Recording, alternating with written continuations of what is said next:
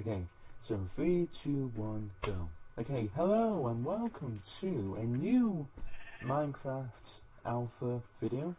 And today, oh my goodness me, I forgot to don't burn down my blue house. Okay, so basically, what I've done, as you can see, is I've moved quite far away, basically off camera. And I've moved here, and I'm just burning this forest down because, to be honest, I don't know why, but every night creepers spawn, and yeah, these creepers are pretty, well, you know, they're everywhere. And it was off camera, but literally they were like every single chunk right over there. There's creepers, and I can't move around like that, you know. So I'm just burning this forest down. So. 1, I can see creepers, they won't sneak up behind me. 2, well, you know, it gives me places to build. And yes, you know, I'm gonna waste some wood, and I got saplings, you know, so if I need to have wood, I got also run about 67 logs, and, you know, if you do the math, that's 67 times 4, which is probably, with a lot, it's definitely a lot. I think it probably in the range of 268. So yeah, I think it might be around about there. I don't know. It's probably maybe a little bit higher, but yeah. So 268, maybe. I think it might be a little bit lower. More high, I don't know. I can't really do math, but yeah. So basically, let's go this cobblestone. So yeah. Anyway, as you can see, I'm just burning as far as I'm using my flame and steel, and I actually used to go to the nether in the last episode. And I noticed in the last episode you can't really hear me because my fan was on. I don't know why, but my microphone is very sensitive. It's not very sensitive to a lot of things, but it is very sensitive to my fan. Don't know why, but it is. And that's a problem, so obviously I turn my fan off. Now the room I'm in gets pretty hot very quickly, so that's why I turn it on. But yeah, and as you can see, I'm actually right on the border with the old generation. So right here is the end. It's basically the frozen ocean, and you can see here it cuts off.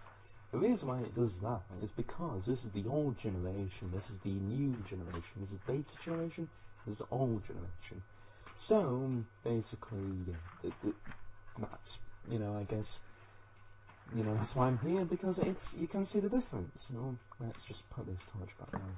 Yeah, but I made some torches that goes all the way back to the house, probably over there. Yeah, but I've moved a long way from there. It's, well, it's okay, it's not that far, it's here, you know, this, but it's far away enough, you know, so, oh, that sheep's down. I don't think I'm gonna survive that. Yeah, you guys. Anyway, so, yeah, so, basically, what I'm going to be doing is I'm going to I said basically like 3 times now. Yeah, so I made a new kind of accommodation for myself. So this is what I've with, let's get inside. I've made this. This is my new accommodation. Well, it's work in progress, as you can see, but what I am planning to do is I'm planning to make this I'm planning to make this my permanent settlement, and probably I will not move away from here at all. Like, I'm probably gonna stay around here. Well, I'm gonna move obviously like to other places once 1.8 beta comes out, because that basically changes the entire generation again. But, and also with beds, you know, I can obviously set my spawn point, and, you know, just in case I die. But, so I can obviously move. I'm not going to just stay here hunting down forever. But what I can do is obviously develop this area. it's going to become night time, so this is a good time to just eat this pork chop and then turn this big. Okay, so you know what? I really don't like the fact that these snowballs just take up so much space. And I also don't like the fact that, you know, pork chops do not stack. But yeah, so let's just go inside, and what I'm probably going to do, well, actually going to do, is I'm going to make a chest, because I need to make a chest. Obviously, I've got no room in my inventory, and if I'm going to stay here, I'm going to have to make some room, so let's just do that. And I don't need that right now, no. Oh, go away. Okay, so I don't need glass, and I don't need windows, you know what I mean?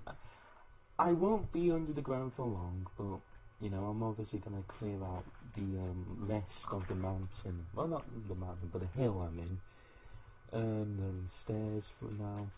Yeah, this is going to be kind of like the main lobby area. Obviously, again, I'm going to develop this more, maybe. Actually, maybe this won't be the main lobby area, but this will be like underground or something like that. I'm gonna obviously think about what this could become, but basically, yeah, I'm gonna try and see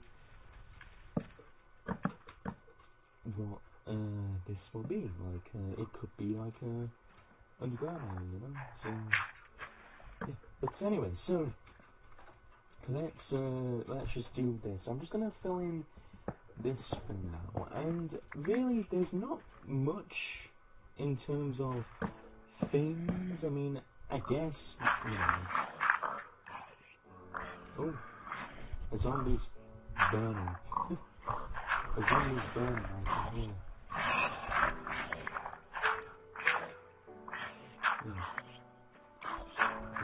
Yeah, so anyway, so basically I'm just gonna be doing a lot of building, really. That's really all I can do. There's not really much else. In terms, like, I've got, you know, I've already done mining episodes and stuff like that, so honestly, I'm going to do more building episodes, you know, because I thought, you know, obviously, I sometimes struggle to find stuff to talk about, but, you know, now I've got more kind of enthusiasm to do this, to continue this, and, you know, I can talk about things. I'm probably going to talk about things not necessarily related to Minecraft. So, first of all, like, I'm probably going to talk about kind of events and stuff like that. Just stuff that I find interesting, because, you know, I have a lot to talk about. A lot of things I want to talk about. I just have no one to talk about too, so I might as well just talk about it on here. So one of the things I am interested in is politics, and, you know, some people don't like that, but I honestly think it's pretty interesting, and, well, as you can tell, I am British. I live in Britain, I live in the UK. And another zombie is burning. And, you know, currently, now, you know, we have a government. You know, we have a government headed by the one and only Rishi Sunak. And he's the first ever Asian Prime Minister. Now, not Asian as what you're thinking. You know, if you're American, you probably think Asian. Well, you mean, you know, like Chinese, or Japanese, or Korean, or Vietnamese, or no, he's not that. He's actually Indian, you know? So, he's a South Asian. So he's the first ever South Asian Prime Minister. You know, our demographics are pretty different to the United States and stuff. Hispanics and South Asians, they're one of the fastest growing ethnic groups in the UK right now. I don't know what the fastest group is, and probably is mixed, if I remember rightly, but yeah, so basically we have, you know, we have the first ever Asian Prime Minister, and, you know, he was elected, well, not really elected, he was basically appointed by the party ruling the country right now, which is the Conservative Party. Now, so, you know, the Conservative Party beforehand had a leader, who was called Liz Truss. Now, the issue, well, basically the backstory is that Liz Truss came in with basically proposals like cutting all taxes, basically without clean spending. Now, in my honest opinion, we do need to cut taxes. I think that is pretty important to do. I believe it could definitely rejuvenate some kind of innovation in this country. But the problem is we also have an incompetent, government budgeting system. You know, our government does not budget correctly at all. So our debt is basically around about 100% right now. It's 100% of GDP. That's what I mean. 100% of GDP. That's the debt to GDP ratio is around about 100%. And basically, what I believe happened, if I can remember rightly, is that the Bank of England, I don't know if it was in response to the budget. I don't believe it was, because if I remember rightly, the Bank of England actually before the budget did something with bonds. They started to sell bonds like crazy, and the Bank of England basically started doing this, and it caused a runaway effect. Like you've probably seen in a third world country. Basically, these banks would, the Bank of England would sell bonds, pension funds would then start to automatically sell bonds, and it would cause a runaway effect, and we could have had an economic collapse as a result. Now, I believe the budget came after. If I remember rightly, I believe it did. But it didn't help, you know? Especially when it basically was tax cuts for the sake of it, which I believe we should do tax cuts, but why? You know, there needs to be a why. There needs to be, like, better communication of why we should have it. There was no communication. It was just, oh yeah, let's have tax cuts. That's not going to resonate. Plus, when you are having a bank, you use the Bank of England, the National Bank, basically saying, oh, you know, let's sell our bonds, purely based on, what happened in the aftermath of COVID. When I caused the Tory government to go to have approval ratings never before seen, it was terrible. It tanked remarkably, and as a result, Liz Truss basically resigned. The government was really unpopular. I believe one poll shown the Conservatives would have gone to 11%. That would basically mean the Conservatives would have no seats. And if you remember, I don't know if you know, if you follow any British politics at all, Britain elected the Conservatives with a majority, a really big majority in 2019, based on Brexit, basically, mostly on Brexit. And it was a really big majority. Conservatives won seats they've never won before. If they did win it before, it was decades. Like, it's never happened in decades. And Labour lost one seat. They only gained one seat, Putney, which is in London. And that's because Putney voted to remain. So basically, Labour really did horribly. They changed their leadership. Jeremy Corbyn leaded Labour Party in 2019. They had to change it to, they thought it was because it was, radicalism, turned off voters. It was really just Brexit. So that's what the argument was. And then Labour. Oh, the spider's just burning stuff. I don't think spiders don't dance in the dark. Oh my goodness, no.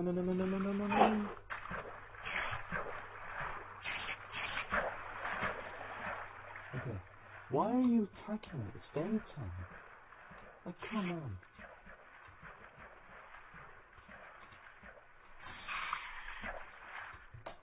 Okay. I don't know why the spider attacked me. It was daytime. Like, and also, these fires have been going on for a long time. Oh, wait, why are you attacking me? Okay, no, you're not. Okay, that creeper's burning to death, basically. I don't want to deal with creepers right now. And we got feathers, which means we can make sticks. Bloody hell. Okay, so we got feathers, which means I believe the crafting recipe is the same. But anyway, the crafting recipe for arrows. I know I said, well, I believe the crafting recipe is the same. I never mentioned the crafting recipe for what? Like what? What crafting recipe? Okay, let's just kill this service file. I'll talk about, you know, the things about it. So, basically, yeah, Liz Truss resigned. 2022, obviously, you know, Conservatives, okay, so Conservatives basically got them majority, won a lot of seats, and now they are 11% in 2022, late 2022. So it's a really big problem. Liz Truss obviously, you know, resigned from that. And then Rishi Sunak came. Now, the polling improved, for the most part.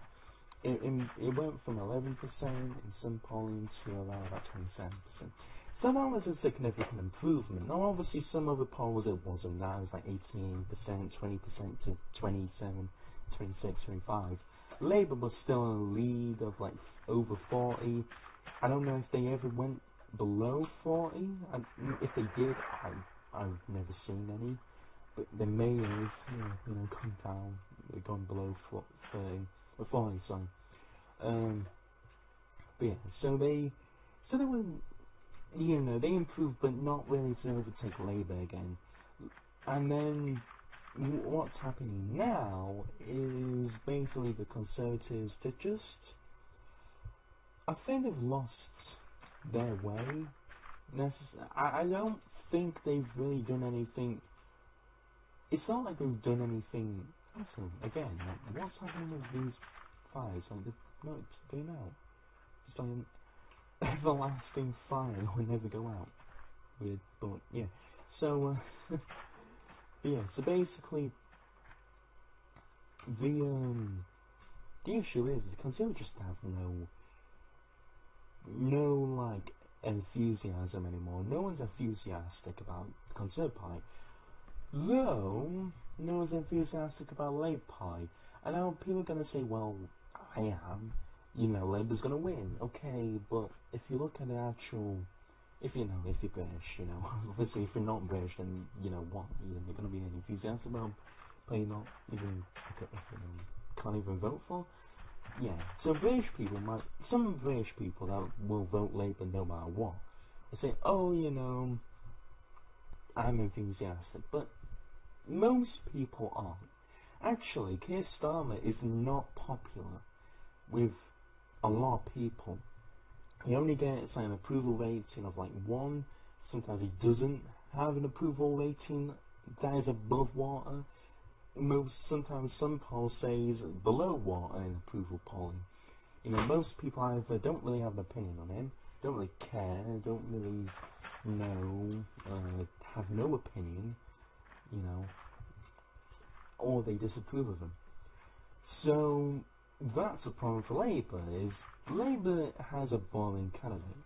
You know, Keir Starmer is a boring candidate, and he's winning despite, and, you know, he's winning despite that. So if he wins, it's not because he's like Tony Blair. People are like making equivalents to Tony Blair. I mean, he is like in the same ideology. He's still, you know, he is pretty ideologically aligned with Tony Blair, but he's not Tony Blair. He is nowhere near Tony Blair. If he wins, it's not because he's charismatic. Tony Blair is charismatic. He is a very charismatic man, especially in 1997. You know, I don't know if you've heard of the song, but the election TV broadcast, but there's a song broadcasted alongside an advertisement for voting for the Labour Party, and it was things can only get better. And that was in 1997. It was very good, very well made. It was very optimistic, very 90s. You know, like that 90s optimism was really, you know, in that television campaign, and you know, it was popular.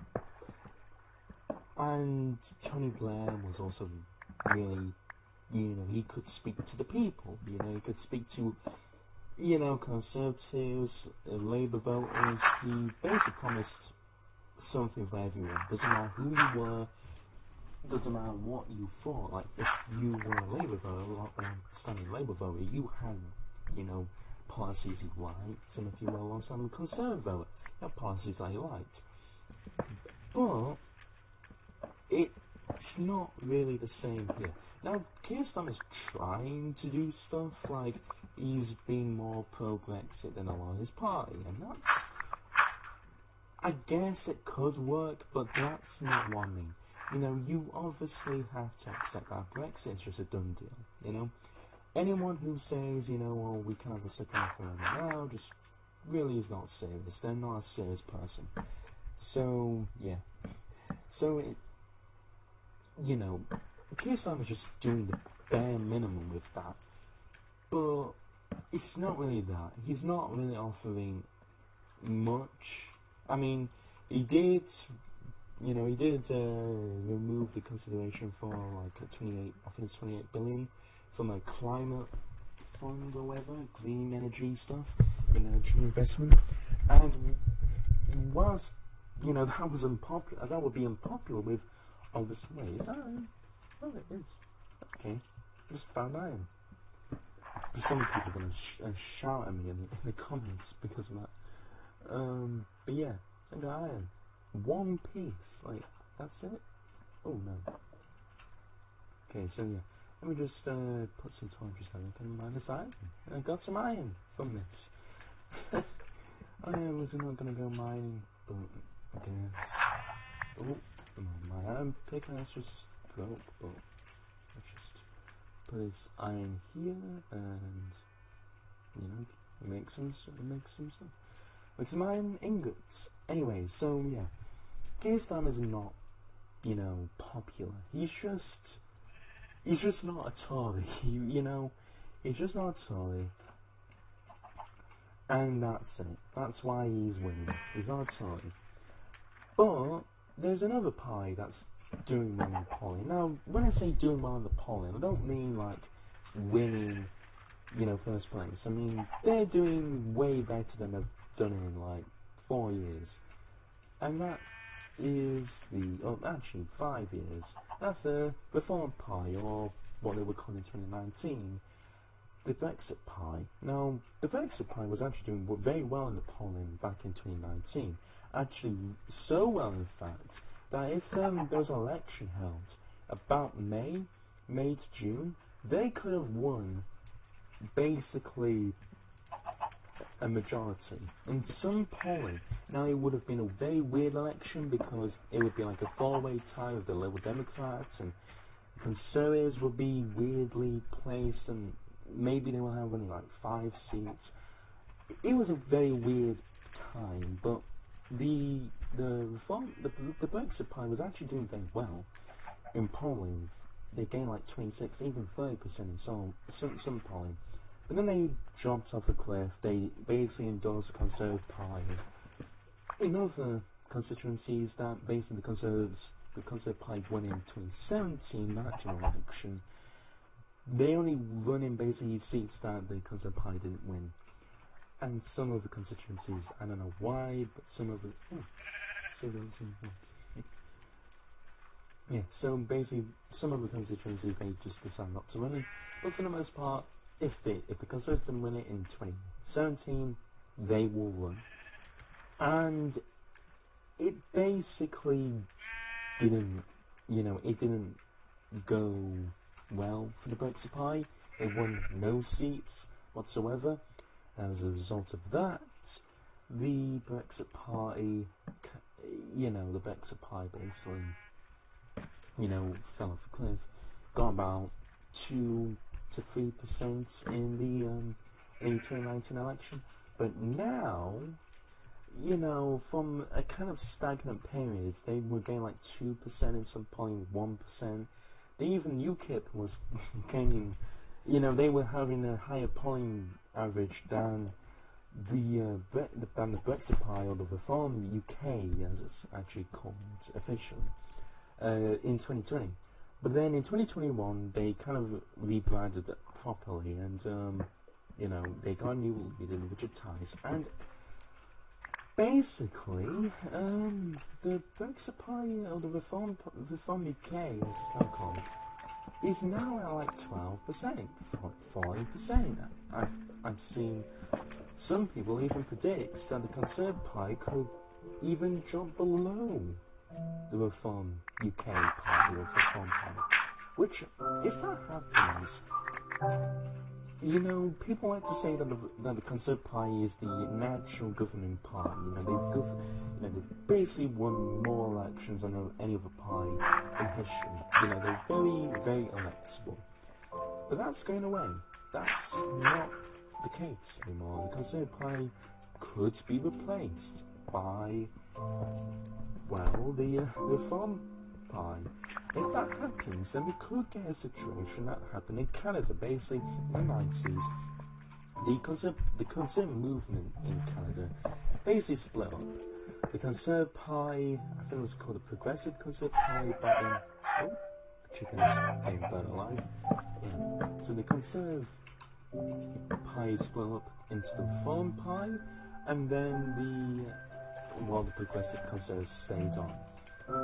And it was like that until the 2000s, where they basically united again under the now United Conservative Party, or just Conservative Tories, you know, the Tory Party, Conservatives. Again, yeah, they use the same name as the British Conservatives, the Tories. But yeah, so basically, Conservative Party actually wins in the mid 2000s with Stephen Harper. So we could be seeing that again, where in the UK we could be seeing a situation where the Reform Party does well, maybe even gets above the Conservative Party polling. Maybe, I don't think they would win more seats, but they definitely would win more votes, you know. And then maybe in the next general election, which probably is in 2029, they will win. They would basically win enough, you know, to probably get more seats than Conservatives. I don't know what will happen to Conservatives at that point. If they're not in disarray and basically almost not high, then I think they may still have seats, but maybe in a few, maybe under 10 even. But then the Labour Party, you know, still, the Labour Party is no opposition. So this is the thing. Keir Starmer is not going to be popular. He's only going to be liked by 0.3 to 5% of the British public. But the opposition parties are going to all be like fighting amongst themselves. It's going to be like a kind of split between two countries. Canada, right, if they're still in the right wing, and Japan. Because Japan has a very unpopular government right now. If you don't know, the Liberal Democrat government is not really Liberal Democrat, it's actually very, very conservative.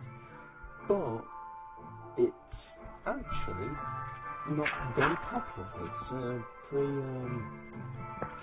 it's really disliked. It's, you know, if you don't know about Japanese politics, basically LDP is not like that in party. But other parties are not doing very well. They're not benefiting from it. Actually, the only kind of polling that's benefiting from the LDP being unpopular is a knife option. Like the people that say, oh, I'm not going to choose a party, I'm not going to vote for any of these parties, any of the options, they're the ones that the knife option is benefiting. Like, you wouldn't expect that, but that's true. So chances are the LDP will probably win the next election. Maybe not a majority, but they will win. And the opposition will just be in chaos again. I don't think they will be able to you know, get enough people. Let's see how much of the control 34 minutes. Okay. So yeah, I'm gonna end this video in a second, but let's just continue, you know, until I'm finished. But yeah, basically the LDP is not very popular, and I honestly believe they will win. But Labour has that same problem. Labour here will not be popular with many people. I suspect 2029 they won't be popular. But who's going to oppose them? Well, Reform UK is fine with the Conservatives. Conservatives are fine with the Reform UK. The Conservatives don't exist, but they will be in fine.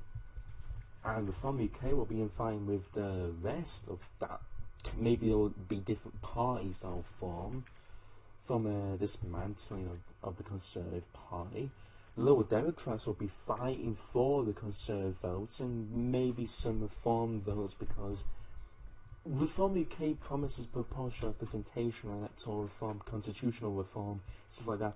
Stuff that's popular with the Liberal Democrats. So I could see some seats at, like, maybe in Scotland there are some seats like Orkney and Shetland, maybe Reform does a little bit good there. Maybe some cities like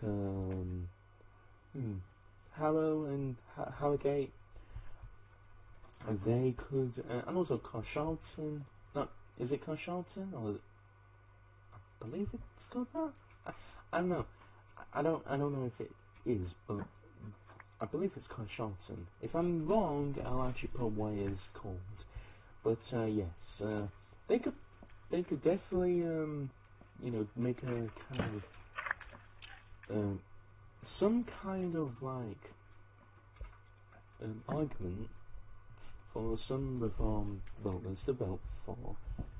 Well, no, so for some Liberal Democrat voters to vote for Reform, but it won't be a lot, but it will be enough, especially in 2024. We could see that. So if it happens, then Liberal Democrats will be fighting for the centre-right vote. Labour's going to obviously fight for every other vote. You know, the Green Party's going to, you know, they see. The Green Party does well with quite a weird coalition.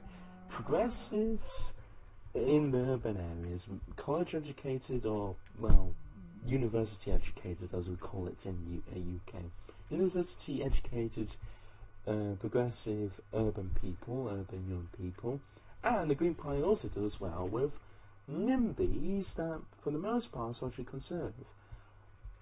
But they just don't like development, urban development. So who else doesn't like urban development? Because it's, you know, environmentally bad, quote unquote. Well, the Green Party is an NIMBY party. That's why they do well in tory areas in the South East and Anglia, East Anglia. It's because they, surprisingly, are a NIMBY party. Actually, most Green parties in the world are a NIMBY party. Only a few aren't.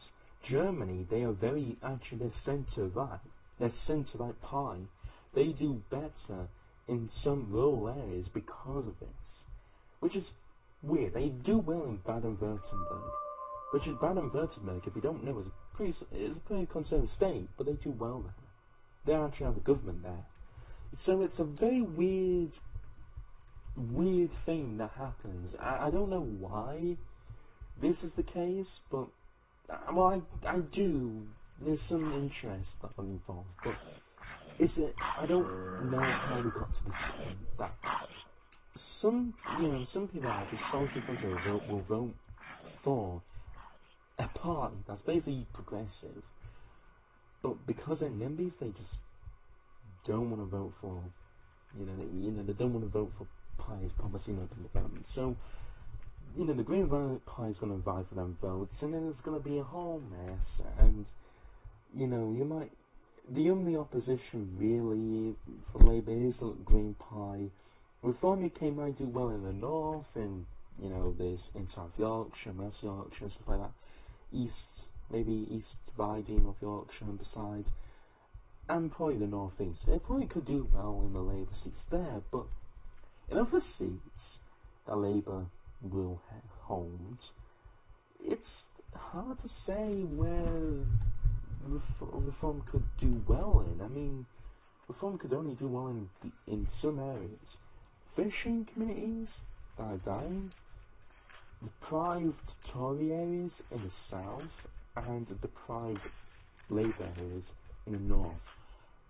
But that's not a lot.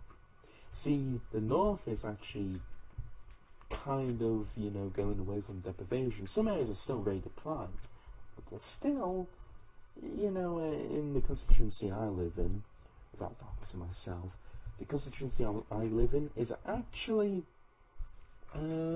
well, it's kind of done well since the 80s. There's been a lot of economic growth here, a lot of economic development, and that's coupled with a close city to me. Basically, that city's developed pretty well. There's a lot of regeneration, a lot of development. So basically, yeah, we've got we've done pretty good for ourselves despite that. That's why Conservatives actually also have improved here. But since 2010, actually not since 2010, since 1997, Conservatives actually have always improved their polling in places where I live in. And that's why Conservative Party has won places like where I live, because there's more home ownership. And that's an effect. It's very interesting. If you go into the demographics, you can understand why parties win certain areas. It may not be anything to do with policy necessarily. It's all to do with demographics. And demographics, if you have different demographics, that changes election results. So you have more home ownership, you're more likely to have more votes for a party that's supportive of home ownership and home prices going up. Whilst if you have lower home ownership and more social housing and more rentals, you'll have more parties supportive of social housing and more rental. People that are tenants, not homeowners.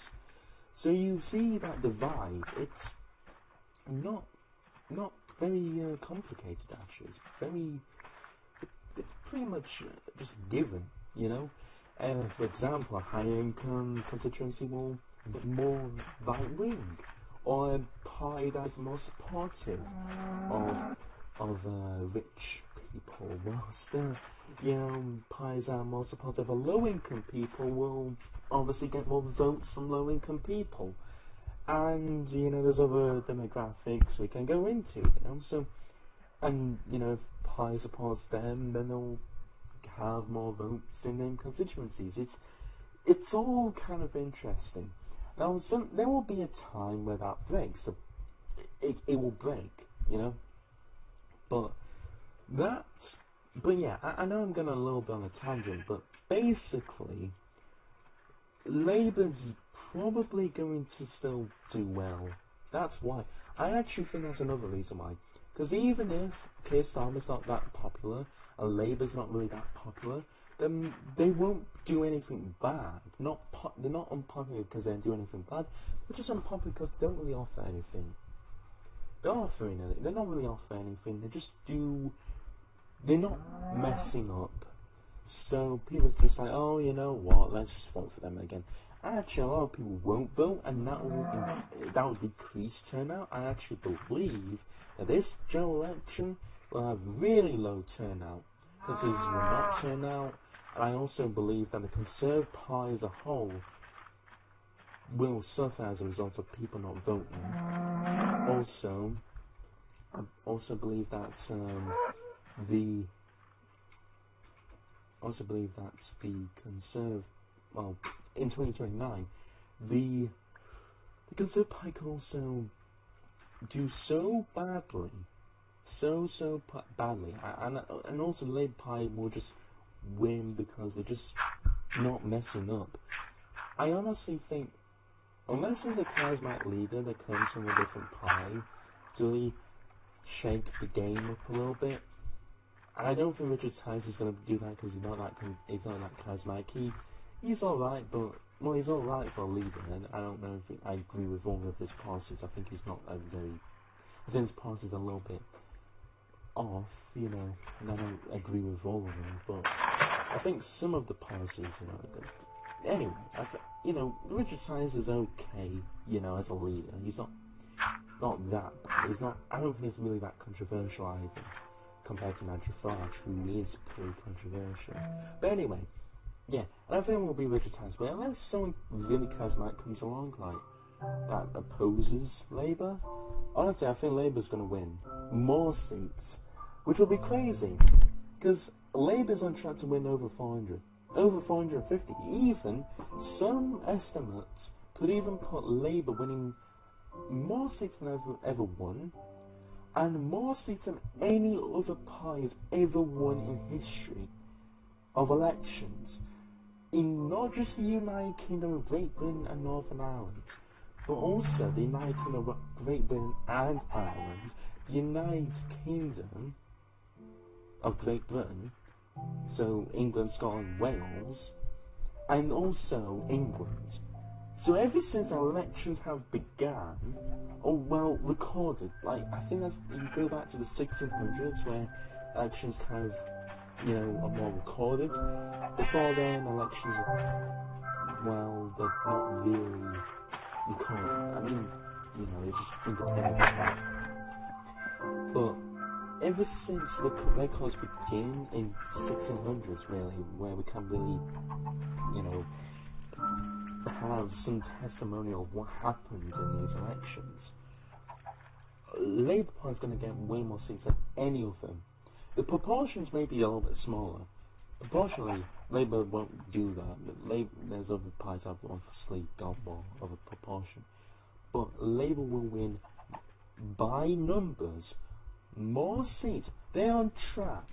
They're on track. If Conservatives do really poorly and they get the worst polling percentage they could get, Labour's on track to win more seats than any other party. Ever. Ever. Doesn't matter what it is. Tories, before the Conservative Party was formed, it was called the Tories, Whigs, Liberals, Independent Labour Party, you know, the National Liberals, any other Liberal, SNP, doesn't matter. Where any other party, doesn't matter. No more Democrats, no. Conservatives, no. Labour, no. Like, Labour will win more seats than any other party. Any other party in history. That is something that could happen, and it doesn't. And you can calculate this. You can calculate that Labour could do so badly that not Labour, but Tories could do so badly that Labour could do that.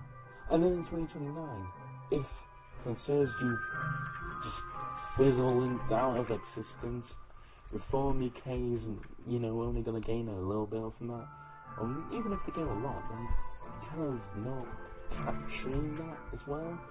And Conservatives will also, a lot of Conservatives will just not vote, and that's going to decrease turnout. It's going to be terrible turnout. What will happen is the Labour Party is just going to win more seats. Is that just what's going to happen? And imagine that. It's just going to be like Labour. You'll see in the House of Commons, the leader of the opposition is going to be like the Liberal Democrats, the SNP. Either or. There'll be one of them. It could be, anyway. It could be either of them. Or a Liberal Democrat, and it'll just be like a little bit of the party, not a little bit, but a little bit of the House of Commons. The rest, on both sides, because they will not be able to fit all the members on one side of the House of Commons. They'll have to have Labour members on the other side of the House, which really, they can't do. But unless they have so many seats, they're just gonna have too many. And well, the problem is for that one is it also invites a lot of, you know, factionalism, because you're getting people that anyone, you're just gonna, like, if you're Labour, you might as well just win. You know, if you're Labour and you stand and you win, you're kind of like a primary, you know, like where the party votes for the candidate. You're just gonna win. You're just gonna win. It doesn't matter. Like, you win. You'll win. Don't worry. As long as you're not like in one of the random constituencies that you won't win. You know, I'm just gonna do stuff. I don't know. I'm just like standing here, not doing anything. You know, I'm going off on tangent. But yeah, Labour's gonna win more than, and it, you know, it's gonna be inevitable. But then I honestly think after that, Labour's gonna really, you know, they're gonna see that something's gonna happen. I honestly think afterwards, I don't think the Japan effect will happen for long. I honestly think there will be a charismatic leader. George Galloway, I don't think he can really pull that off. He's charismatic.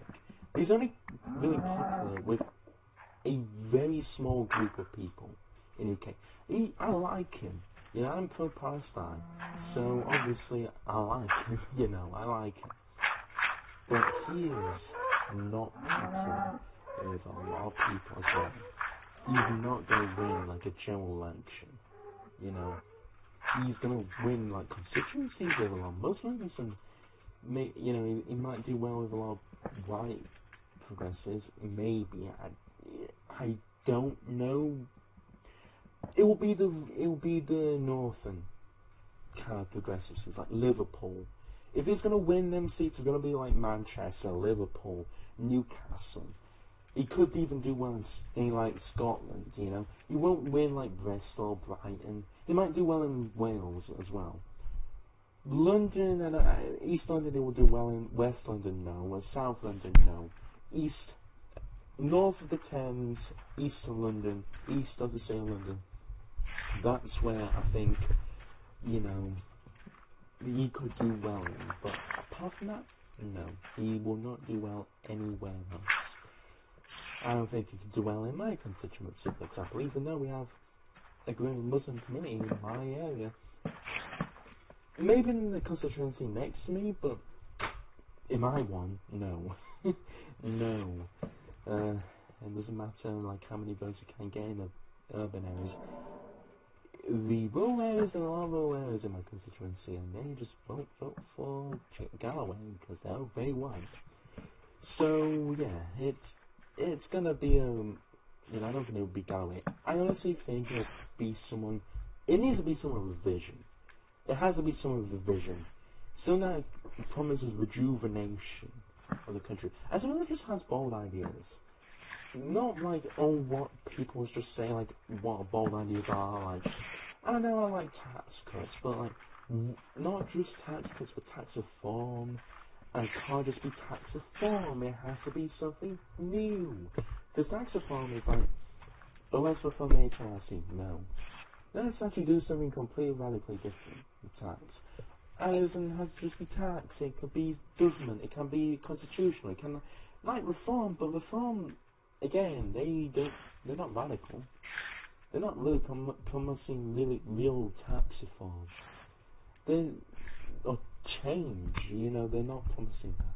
They're not you know, oh, they're warm and woke. That's not radical. That's not new. Honestly, listen, you know, I'm not like a big fan of social progressivism.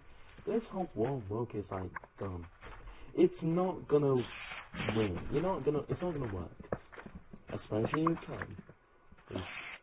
We don't really care here. So, others don't care in UK. So, really, you should be focusing on other things. Maybe, you know, like Galloway, you know, he can win, you know, a lot of people over, even though some of his views may not be so popular nowadays. That's just a fact, you know, because he can market himself as someone that's not like, oh, let's fight woke. And he obviously says some stuff, but yeah. But yeah, so basically, you know, we need someone that is promising rejuvenation economically, but not just economically, but also socially, culturally. Again, I don't mean warm milk, so don't get my words backwards. I don't mean warm milk. I mean like people want to live. That's what I mean. People want to live. People want to live in this country. You know, people that are born in this country, their families live in this country for centuries, millennia. That's what I mean. I don't mean, oh, people just live here. You know, or people just survive here. I want people to live here. That's what, and I think there needs to be a candidate like that. There needs to be a candidate that, and you know, here, if your mom is dying, but there needs to be a candidate here that wants the United Kingdom to be great. And, you know, because it's not. A lot of people think this country, quite frankly, is a shell. And it is a shell, for the most part. You know, sorry for swearing, but it's true. It's true. And honestly, that's the issue is our country is not fair enough, and we don't have something unique to us. We're trying to copy like the toys want to sing upon Thames, or not the toys, but some of the hard right toys that work, you know, compared to that. Want to sing upon Thames, and some Remainers want, and you know, a lot of Labour people want to emulate Europe and be more European. Or mainland European. We're obviously European, more like mainland Europe.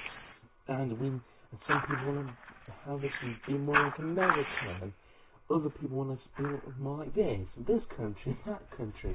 I'm like, you know what? How about we be Britain? Not these other countries. They're not Britain. Let's have our own country. Let's stop trying to copy other countries. I know Singapore upon Thames. I know America upon Thames. I know Europe upon Thames. I know Britain upon Britain. Britain upon Thames. I want Britain upon Britain. I want Britain. You know, I want Albion. I want Britannia. But you know, people don't want that. People don't want that. And I don't understand it. I don't understand why.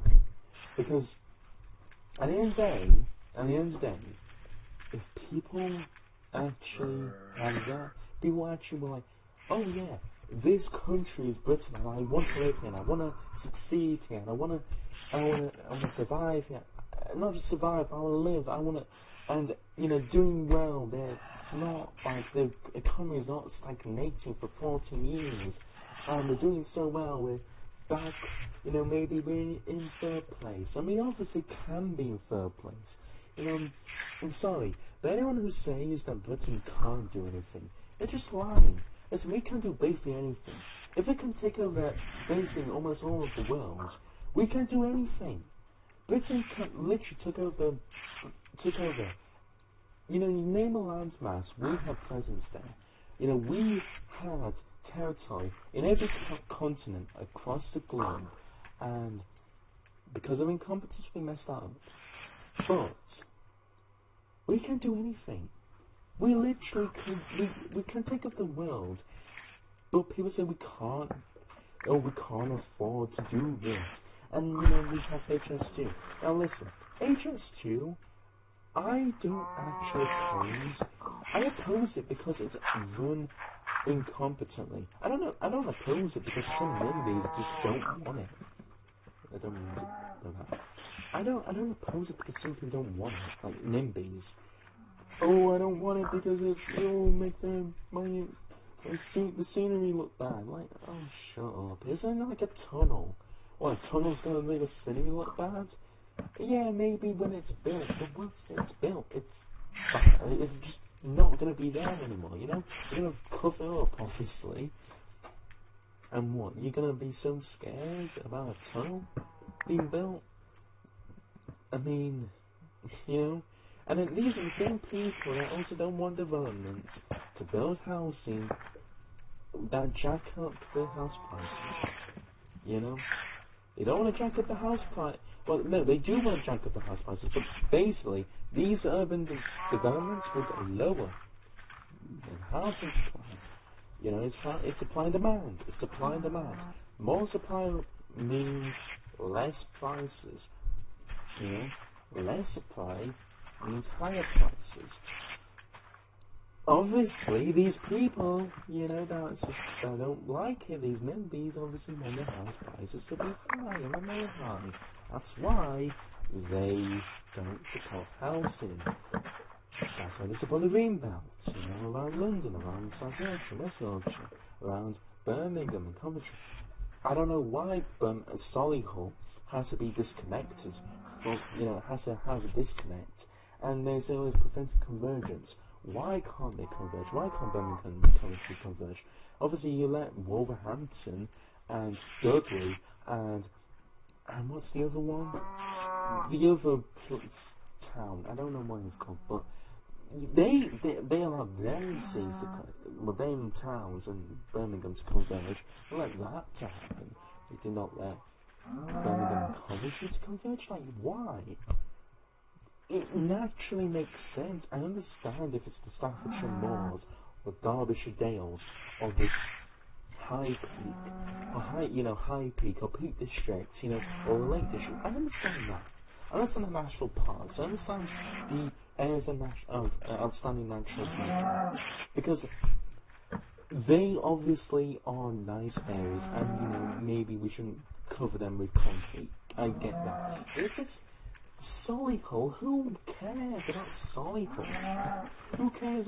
I mean, that area, that one area around Coventry, that's the Solihull constituency. That's just raw for no reason. I mean, why? Why is it? Then you get like Manchester, like green belts inside Greater Manchester for no reason. Just let that have development. Honestly, and then we have South Yorkshire. You have Rotherham, Sheffield, Barnsley, Doncaster, they can't converge. Which naturally they should be allowed to do. West Yorkshire, the same thing. They won't let Bradford and Leeds converge. Naturally they should. I mean, honestly, this is the natural progression of it. Cities will naturally converge amongst each other and make a city a metropolis. That's how you should do it. If you don't do that, what do you get? Economic stagnation. What does that mean? That also means that people, you know, start to have problems with their finances because, you know, maybe they live in an area that's not urbanly connected to a certain place where basically because of that they get left behind. The city where they're supposed to really converge upon it's like far away. Whereas if you make the city grow, everywhere it wins. More development, more attention is on these rural areas that were left behind, and you get more transport, and you get everything. I mean, listen, you know, I'm just going to say this.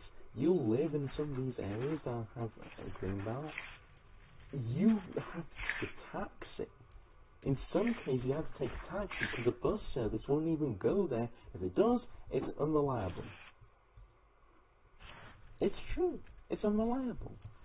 So, yeah. Now, obviously, I made this rant long enough, and you know what? I made it simple. Obviously, I covered all this up. I hope you enjoyed.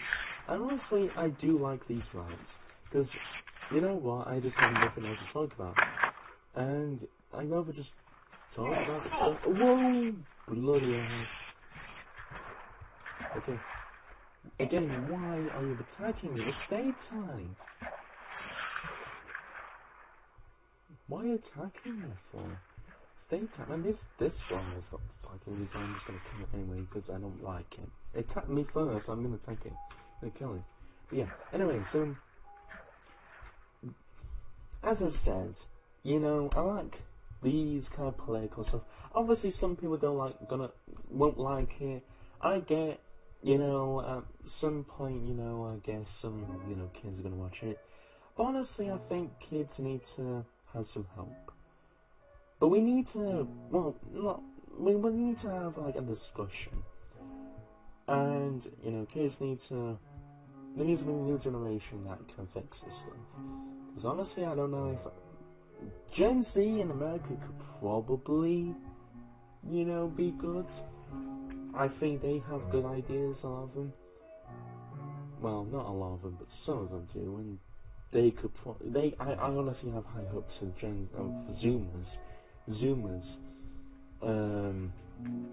I do have high hopes of Zoomers in America, but Britain, I don't.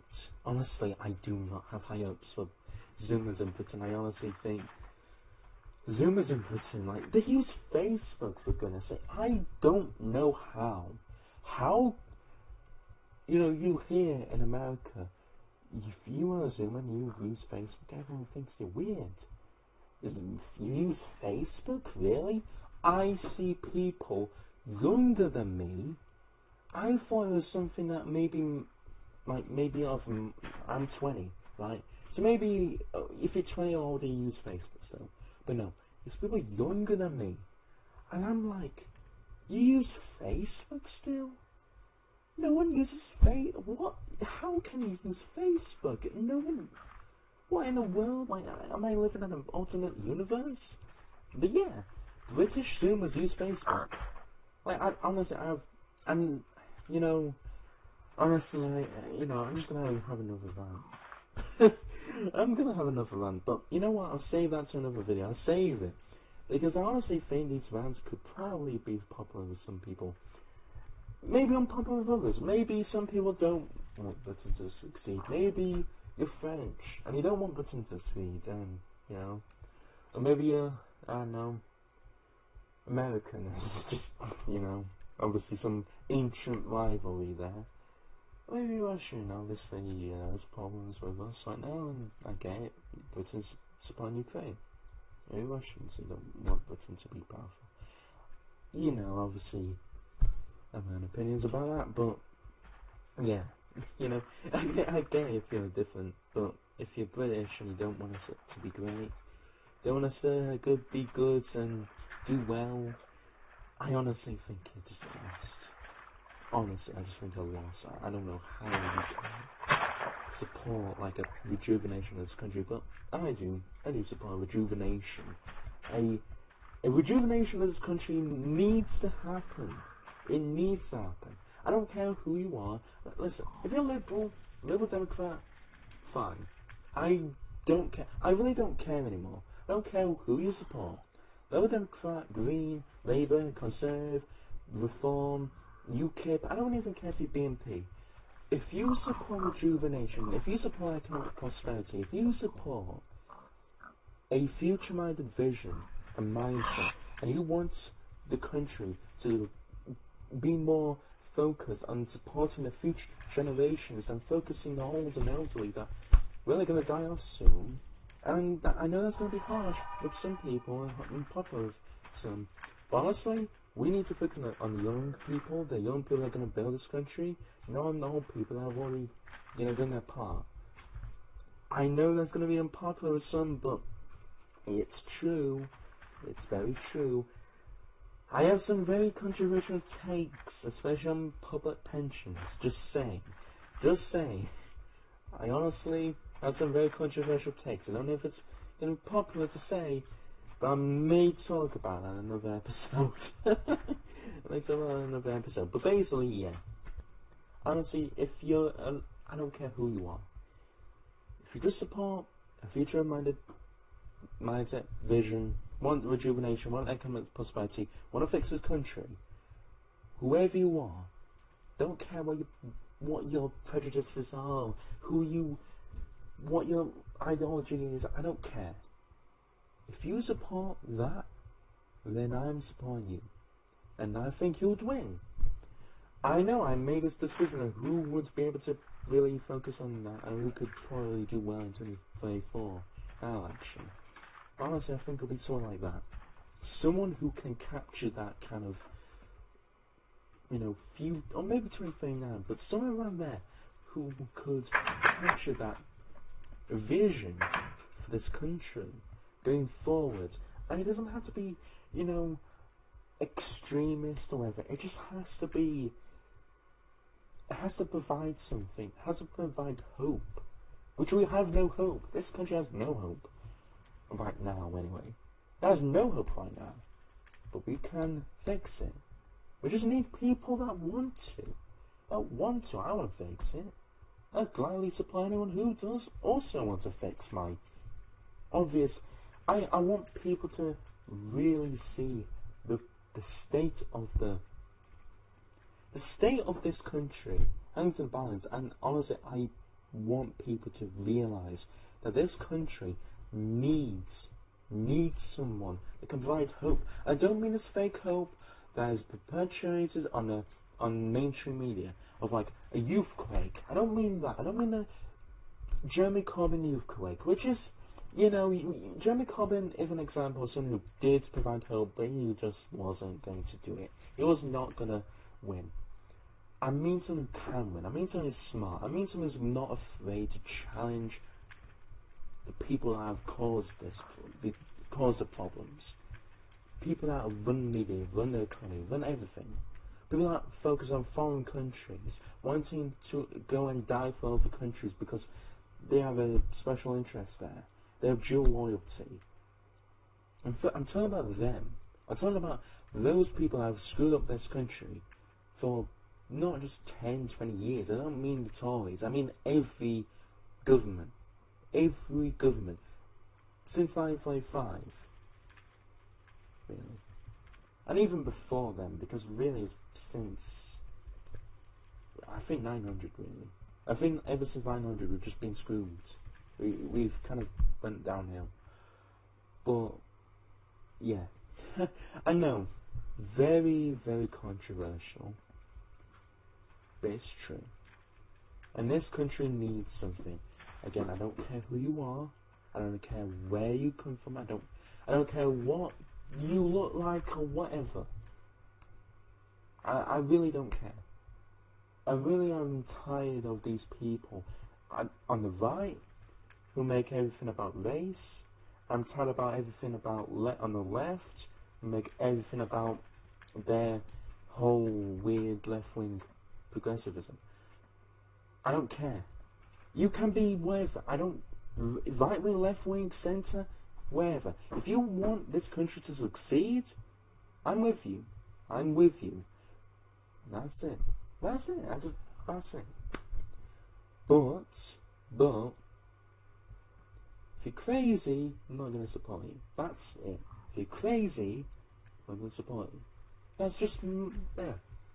We start talking about stuff that doesn't help Britain, doesn't unify this country. I don't mean unify as in some kind of mainstream thing. I mean unify properly. So mainstream, because mainstream media will not unify this country. I mean actually unify. Actually unify this country to march towards the future with prosperity as the number one goal. Of becoming the best country economically. I want us to think that we could become the highest, not the highest, but the biggest economy in the world. If we can have the biggest economy in the world, that will be one of the biggest comebacks of the century. People say we can't do it. Well, you know what? We can. Because we've done it in the past and we can do it again. That's what I want people to think. I don't care if you're left-wing, right-wing. If you support that, I don't care if you support gay rights, or you think, you're like a Russian, right-wing Russian supporter. I don't care who you are. You can be pro-Ukraine, pro-Russia. I don't care if you're pro-Britain. That's all I care about. I don't care about these other countries. We need to be pro-Britain. Pro-Britain. Pro-Britain. That's it. Just care about that. That's it. That's it. I'm not asking for much. I'm only asking for that. And also I want perfection. I'm a perfectionist, and maybe as you can tell, I'm a massive perfectionist. And I want this country to basically march towards that. We might never reach it, but that's not the point. The point is we need to think that we can. We need to think that we can do anything. We can do anything because we can do anything. We can. It doesn't take that much. It doesn't take a lot. It's not like you need a PhD in order to understand how to fix this country. You don't need a PhD. You don't even need to go to college, which it helps, but you don't need that. It's very simple. Very, very simple. You just need people with the will to do it, and with the with the zeal to do it. So if they're zealous enough to do it, that's it. As long as they're zealous enough to do that stuff, then that's it. That's all you need to do. That's all you need to do. Nothing else. Knowledge is good, but if you're not zealous, if you're not willing to do it, if you're not willing to put your intelligence into action, what is your knowledge? Is it useful? Are you smart just for no reason? Yeah. So, I know, I'm talking a lot, but yeah. That's just something I think we need to end on, is we need to fix this country. I don't know if any other people in other countries have the same similar problem. Their country went from really good to really bad, and no one's fixing it. But we need to. We need to. So yeah. Anyway, if you enjoy this video and the rant, like this video, subscribe to my Wiibiplay channel. It's Wiibiplay.fun. The link is Wiibiplay.fun. If you want to support, and that's it for me. Subscribe to my channel, like the video, comment if you have any ideas, comment what you think about my rant if you want. And yeah, let's just get a discussion started, because honestly I think this is good. I think this is good content. It's me talking for ages. That's what we need. Honestly, I didn't really know what I wanted to do with this series, but I think honestly that's what I do with this series. Just talk about my problems with this country, what I want someone to do to fix it. Because honestly, I have so many ideas, I just don't know who to talk to about it. But we could really fix it, this country. Honestly, we could probably fix this country. We just don't. Honestly, we just need some vision. We need a vision. We don't need. Oh, let's have the Conservatives. No, the con artists. Cons in their name. The con artists. Oh, let's have Labour. Really? Really, Labour? Okay. You do you, I guess. I'm not voting Labour. I'm not voting Conservative. Reform? What? Reform to Singapore upon Thames? Really? Okay. Anyway. I want Britain upon Thames, thank you very much. But anyway, I'm gonna end this video here. If you like this video, like, subscribe, and yeah, I'll see you guys in the next video. Goodbye.